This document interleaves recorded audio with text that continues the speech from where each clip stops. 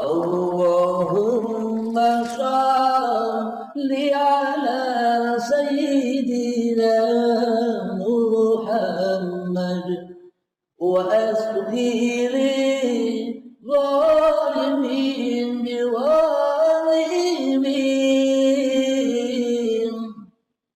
wa akhrijna min bainihim salimin wa ala alihi wa sahbihi ajma'in. Ya. Buat apa kita ngeyel kita yang wujud? Buat apa kita ngeyel kita yang ada? Toh endingnya sebentar lagi kita tidak ada jiwa, ya kan? Iya. Sebelum kita tidak ada ya kita akuilah bahwa diri kita memang tidak ada, yang ada hanya Allah. Tapi jangan salah paham bahwa aku iki Allah lo ya. Jangan salah paham. Maknanya kalau Anda sudah tahu itu, simpen di berangkas hatimu. Jangan kau keluarkan lagi. Bahaya, ya kan?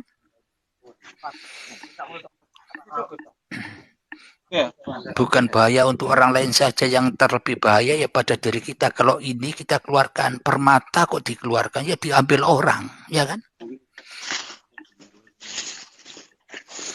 Jadi permata ini simpanlah di berangkas hatimu. Biar meskipun orang menganggapmu bodoh, menganggapmu tidak kenal Allah, biarlah. Yang penting sudah tahu rahasianya semua ini, ya kan? Ini juga karena sudah rasa-rasa seperti ini, Bah, ya, yang bisa menghalangi siapa? kita. Kang Muhammad ini. Kang Bukan Muhammad saya, Bah. Oh ya, di tengah, ya, silakan. Ya, rasa-rasa seperti ini masih pamrih dengan sebuah pengakuan, masih butuh pengakuan. Ini nih yang menjadi halangan nanti. Yang menjadi halangan, lepaskan. Betul, Abah bilang betul. Lepaskan. Tapi begini benar nggak? Kalau ya apa namanya, kita sebagai orang santri itulah tetap kan tidak boleh melupakan. Ya, kurang dekat suaranya, Kang Mas. Kurang dekat. Kurang keras. Misalnya kita sebagai santri ini benar nggak, Pak? Pokoknya pemikirannya ketika kita sudah kenal atau kita lebih mengerti, kan akhlaknya itu tidak boleh melupakan jasa-jasa ya guru kayak gitu. Akhlak sebagai santri kan harus seperti itu. Tapi memang sebagai guru itu jarang-jarang yang seperti Abah kayak gitu. Maknanya secara syariatnya ya demikian, tidak ada yang salah, Kang Mas, ya kan? Syariatnya demikian. Kenapa? Karena syariat toriko hakikat makrifat ya punyanya siapa? Apa punyanya makhluk? Ya enggak? Tidak ada yang salah. Jadi ikuti saja apa yang diperankan Allah, ya kan? Jadi kalau sudah mengenal Allah, ya meskipun Kang Mas menghormati kiainya, gurunya, ya semuanya kan ya diutus oleh Allah untuk berlaku itu semua, ya enggak? Apa yang salah? Ya kan? Malah kadang ada sahabat yang begini, sudah diajarkan begini, ini kan makom makhluk katanya begitu. Pak Yai ini kan makomnya makhluk. Masa jadi makhluk? Aku ingin naik jadi kholik, ya tambah panas, ya kan? Enak-enak jadi makhluk kok pengen jadi kholik, ya enggak? Akhirnya ngaku anak al-haq, akulah penguasa. Akhirnya ya tambah panas. Apa panasnya? Pasti di dalam hatinya suka nyalahkan orang lain. Oh, ini makhluk tidak benar, ya kan? Tambah panas, ya kan?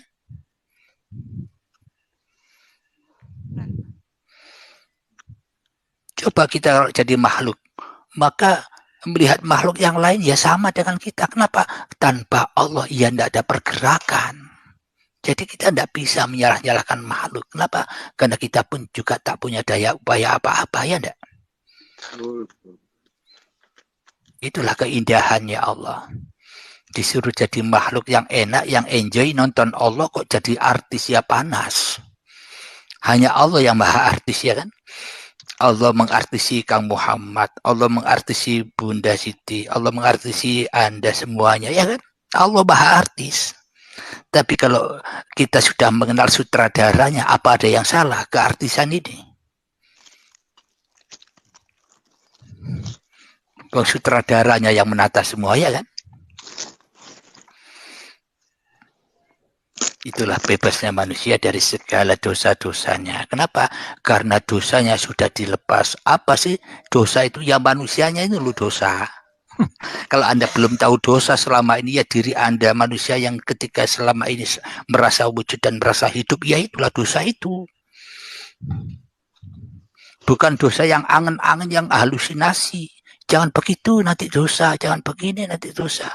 Padahal kepada dosa sendiri tidak tahu. Sekarang Anda baru tahu ketika wujud manusiamu di hatimu, ya itulah besar-besarnya dosa, ya kan? Sekarang Anda sudah tahu dosa. Terus pahala itu apa?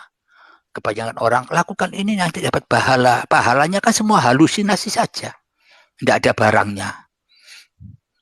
Cuma yakin, percaya yang halu. Tidak pernah ketemu Tuhannya kok mengatakan iman, percaya, ya kan? Karena belum ketemu yang punya pahala, ya kan? Pahala itu kalau disamaartikan dengan ridho Allah itu gimana, Pak? Nah, bagaimana mungkin Allah ridho sementara kita tidak ridho bila kita tidak ada yang ada hanya Allah? Ayo. Ya, maksudnya ketika ini pahalanya misalnya ada 27 derajat lah, apa itu disadarkan dengan ridho Allah itu bagaimana, Pak?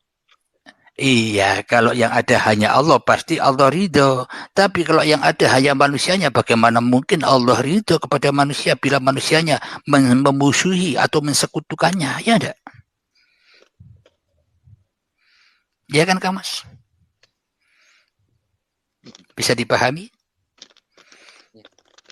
Ya ayyatuhan nafsul mutmainnah, wahai jiwa-jiwa yang tenang. Bagaimana sih caranya agar jiwa kita tenang? Irji'i ila rabbiki radiyatan mardiyah. Pulanglah, roji'unkalah apa yang bukan milikmu, hidupmu, badanmu, amalmu, ilmumu, kekayaanmu, pangkatmu, semua yang bukan milikmu, pasrahkan, relakan, kembalikan kepada Allah dengan ridho.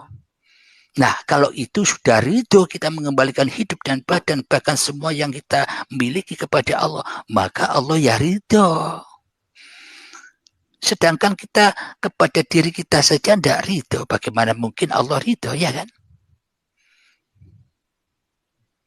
Bisa dipahami?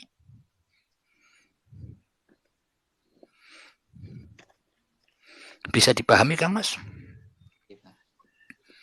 Nah, keridhaan Allah itu bisa diraih kalau kita memang benar-benar rela ridho yang ada hanya Allah, sedangkan aku hanyalah makhluk yang dikuasai Allah. Yaitulah diraih ridhonya. Kenapa? Karena Allah sendiri yang berkuasa atas makhluknya. Kalau makhluknya masih merasa berkuasa, ya otomatis dia tidak ridho kepada Allah, ya kan? Selama ini kan kita memahami ridho kan ridho halusinasi manusianya, kepahaman manusianya. Aku melakukan kebaikan pasti Allah ridho. Aku melakukan keburukan pasti Allah tidak ridho. Itu kan kepahaman manusia. Dikira kebaikan dan keburukan apa yang dilakukan oleh manusia itu bukan perbuatan hidup. Bila manusianya tidak hidup, apa bisa laku taat dan maksiat? Tapi bila manusianya sudah kembali kepada Tuhannya, maka dijaga dari kemaksiatan, dijaga dari fahsya wal mungkar. Tidak akan berdosa lagi manusia bila sudah kembali kepada Allah alias maksum. Seperti para nabi dan para rasul maksum, dijaga Allah. Kenapa? Karena yang ada hanya Allah. Ya kan? Terus untuk memahami ini gimana, Pak? Ya Izat, Ma'asobaka bener. hasanatin faminallah. Ma'asobaka min sayyatin famin nafsik. Perbuatan baik itu dari Allah, sedangkan perbuatan buruk dari manusianya, ya kan? Ya, Pak. Berarti di dunia ini ada dua Tuhan. Ada Tuhan kebaikan, ada Tuhan keburukan. Yang lebih menang Tuhan keburukan, yakni manusianya sendiri, ya kan? Karena Tuhannya goib, ya enggak?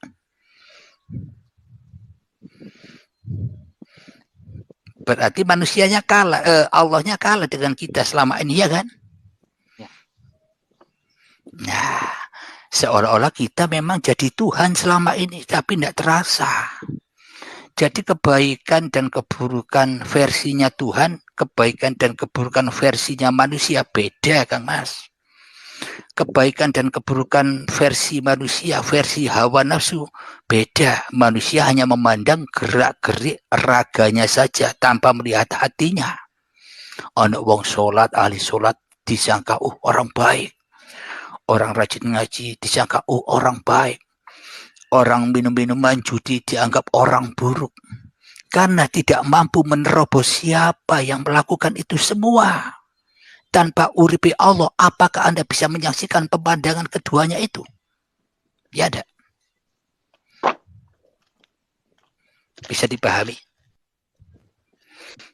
Itulah kebaikan atau keburukan versi manusia yang hanya melihat wujud jasad manusia saja.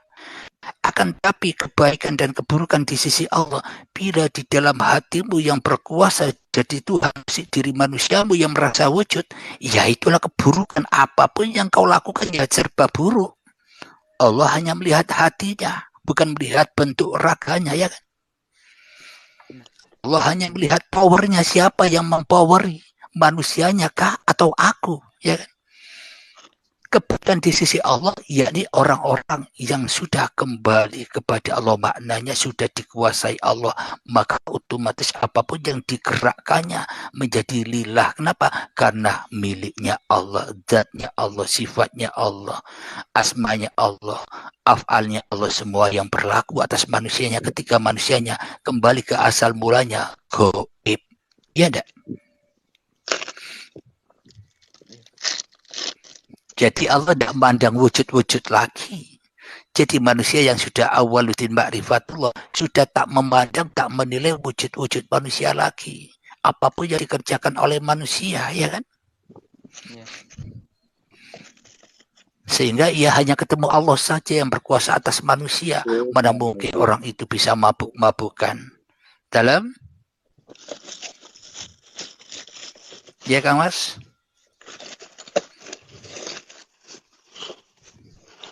Bisa dilanjut? Lanjut. Apa suara? Ya. Apakah bisa manusia itu berbuat atau kemungkaran, berbuat ketaatan bila tidak hidup, ya kan? Nah, kalau manusianya sudah mengenal uripe Allah, mengenal Tuhannya, maka tak gampang manusia menilai orang lain. Jadi manusia ketimbang menilai orang lain, dirinya sendiri dulu yang dinilai. Benar enggak dirinya ini kok menilai orang lain? Berarti kalau kita masih menilai yang luar, berarti diri kita ada di luar. Ya enggak? Di luar area ketuhanan. Kenapa? Karena manusianya yang jadi Tuhan, yang merasa bisa menilai-nilai orang lain, ya kan? Tapi bila manusianya selalu sujud di dalam qalbun mukminin baitullah, maka melihat seluruh manusia semuanya sujud. Ya kan? Sebenarnya seluruh manusia itu sujud kepada Tuhannya. Apa maknanya? Kalau tidak dihidupkan oleh Allah, ya maka tak akan bisa berapa-apa dan bersiapa-siapa manusia itu, ya kan? Itu yang dimaksud sujud itu. Kita memandang Tuhannya, bukan memandang ciptaannya. Kalau disyariatkan beda. Kita pandang ciptaannya, jangan memandang yang menciptakan. Nanti gila, ya kan? Tapi di sini yang dipandang yang menciptakan. Jangan memandang yang diciptakan. Pandanglah yang menciptakan. Agar kita tidak tersesat pandangan ini. Ya enggak, Kang Mas? Kalau saya sendiri yang Bisa dipahami kira?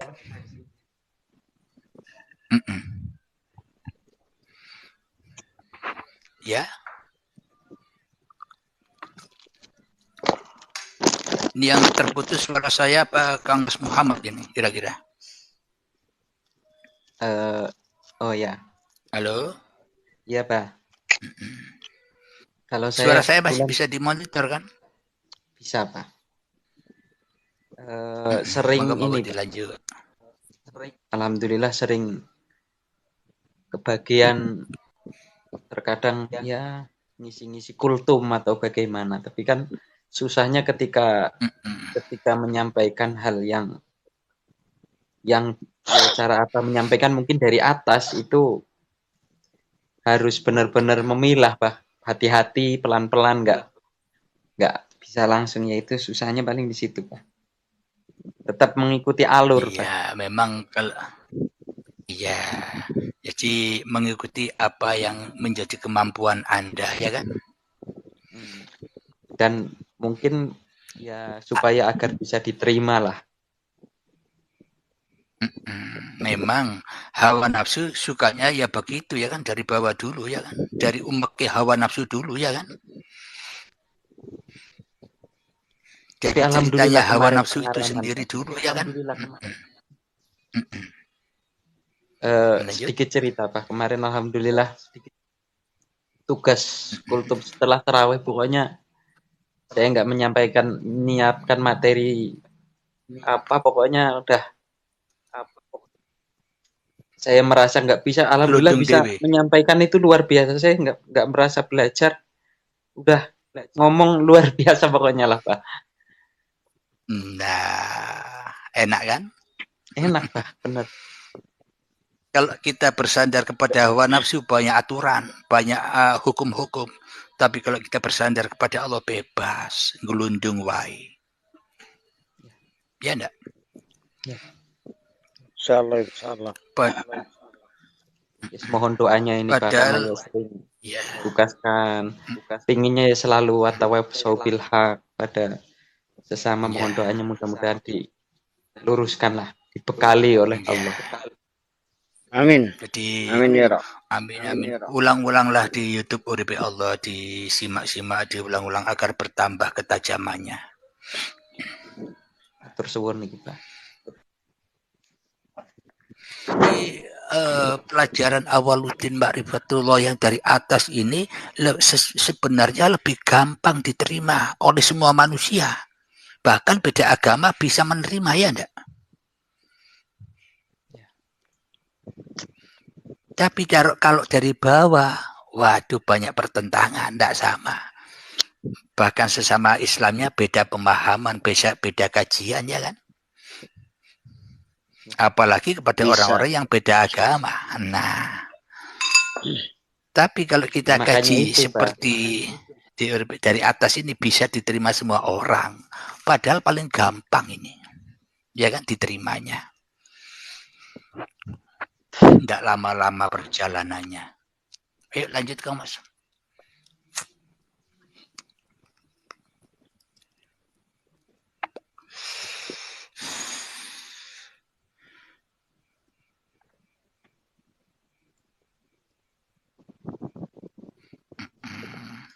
Muhammad Azwin, bebas kepada Allah bukan berarti hukumnya Allah itu lepas daripada hambanya. Ya, selamanya Allah tak akan pernah melepas hambanya. Kalau hambanya dilepas, ya tidak bisa apa-apa, hambanya mati, ya kan? Ya enggak? Iya Pak. Enak belajar tauhid itu. Maknanya kalau kita bahas dari bawah, ya begitulah sulitnya, lika-likunya, puluhan tahun tidak akan ketemu. Kenapa? Karena hawa nafsunya lebih dominan untuk mempelajari ini. Coba kita kembalikan hawa nafsu itu datangnya dari mana, asalnya kita dari mana, dari Allah, kembali kepada Allah, beres, sudah gampang. Ya kan? Iya. Gampang. Jadi tidak ada perdebatan, ya memang kebenaran itu datangnya dari Allah. Ya tidak ada yang bisa nolak, siapapun orangnya, apapun agamanya, ya kan? Kalau kita sudah tunjukkan asal-usulnya, kejadiannya, baru dia percaya. Itulah kitab Al-Qadim itu yang tidak pernah bisa disangkal oleh manusia. Tapi kalau Al-Quran Karim, kitab Al-Quran itu bisa disangkal oleh manusia yang satu dengan yang lainnya. Jangankan beda agama, sama agama saja beda pengertiannya, beda pemaknaannya, beda menafsirkannya, ya kan Mas? Tapi Al-Quran Qadim tidak bisa dibantah siapapun manusianya, agama apapun pasti mengiyakan. Ya enggak? Itulah agama rahmat itu. Rahmatan lil alamin.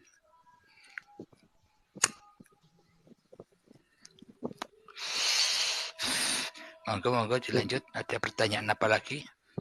Ini Pak, tentang ini Pak. Yang rahmatan lil alamin tadi. Kan dalam ayatnya wa ma arsalnaka illa rahmatan lil alamin, begitu ya Pak? Iya. Itu yang rahmatan lil alaminnya apa berkah dari Nabi Muhammad atau agama yang dibawanya? Agama yang dibawanya. Karena Nabi Muhammad mengikuti perintahnya Allah, berarti yang dibawakan hanya aturan Allah, syariatnya Allah, bukan syariatnya Nabi Muhammad, ya enggak? Jadi maknanya ojo memperingati, ojo bangga-banggakan Muhammad yang sudah wafat.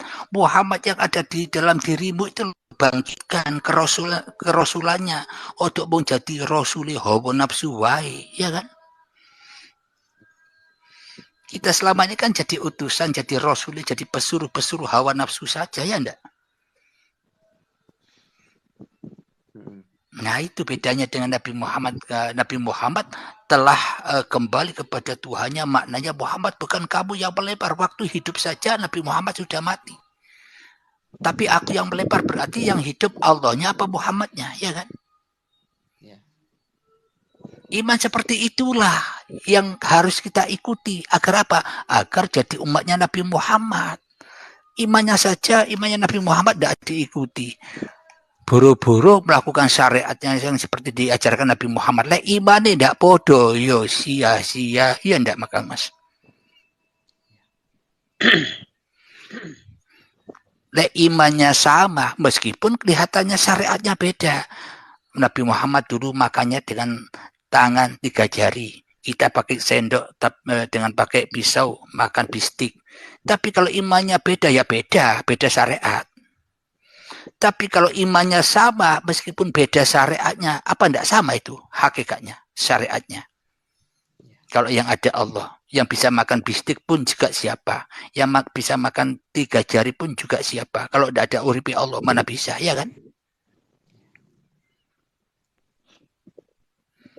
Itulah sama syariatnya bila imannya sama.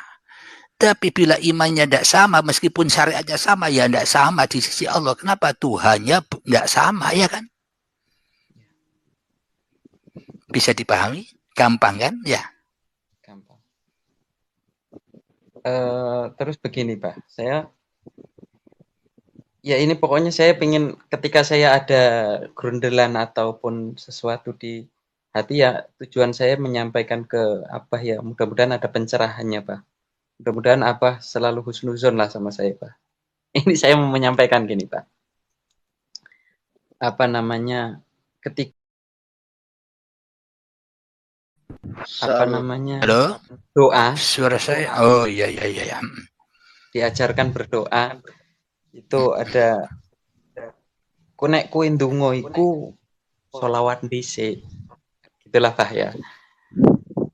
Itu bagaimana penjabaran?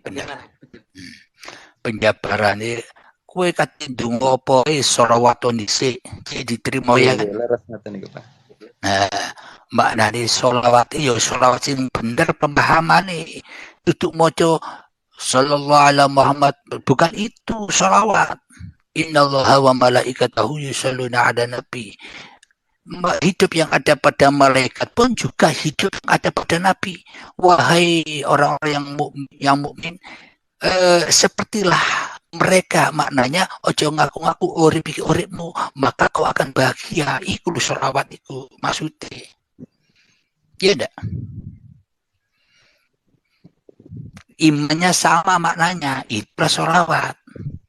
Percuma kita membaca sholawat ribuan kali, jutaan kali, iman di bedo. Sholawat yang sopo sampean, ya kan? Sholawat yang makhluk. Kenapa? Karena kemakhlukan diri kita masih ada. Kita tidak bisa menembus uripe sapa di Kanjeng Nabi Muhammad. Itu yang harus ditembus. Ojo mandek di makhluke. Terobosan uripe iya ya. Lek kono uripe Allah ya ndak ono Nabi Muhammad. Nabi Muhammad ono Nabi Muhammad yo karena uripe Allah. Berarti siapa Anda tuju Muhammad apa urip hidup Nabi.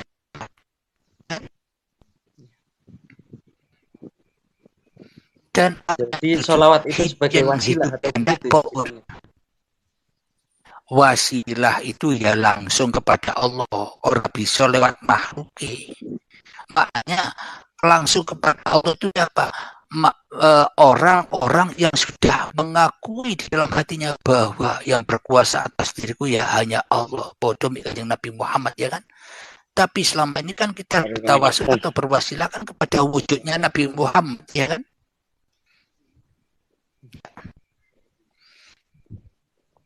Iya kan? Ya. Bertawasul juga yang bodi ini Nabi Muhammad itu yang urip. Iya kan? Kalau Anda jujur ke sholawat yang urip yang ada pada urip Nabi Muhammad, pasti sampai akan mengagung-agungkan makhluk lagi. Maknanya Anda ketemu dengan hidup yang menghidupi Nabi Muhammad, apakah beda yang menghidupi Anda? Beda apa sama? Sama kan? Nah, maknanya ketika diri manusia pasti yang didewa jenisnya podo makhluk. Tapi kalau manusianya sudah ketemu siapa yang menghidupi makhluknya, maka berarti hakimnya itu, Mas.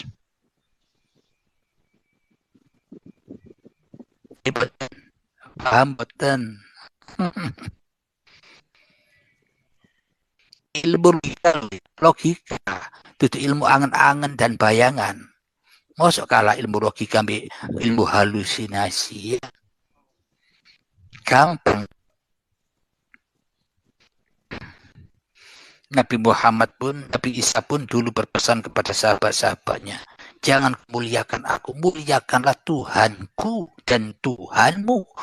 Maknanya apa? Muliakanlah hidup yang menghidupi aku ini dan hidup yang menghidupi kamu. Kenapa? Karena itu Esa, ya itulah Tuhan. Ya kan?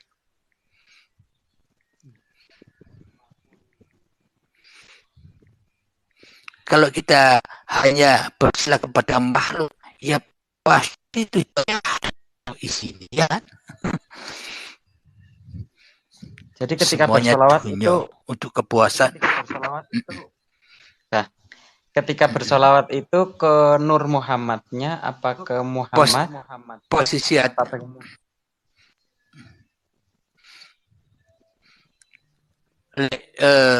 kepada syariatnya Muhammad dan kepada syariatnya Nur Muhammad juga kesoron, Kang Mas, sampai kapanpun tak ketemu. Maknanya harus kepada diri Anda sendiri. Anda ini dijadikan dari apa? Nur Anda ini nurnya siapa? Nurullah kan? Ya enggak? Ya. Apa bedanya dengan Nabi Muhammad? Sama.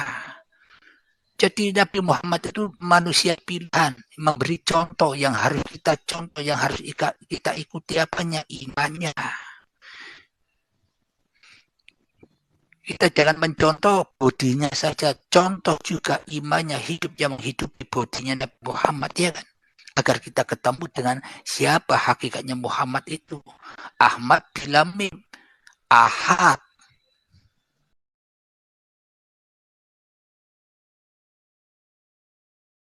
Allahumma shalli ala sayyidina وأسقي للظالمين بظالمين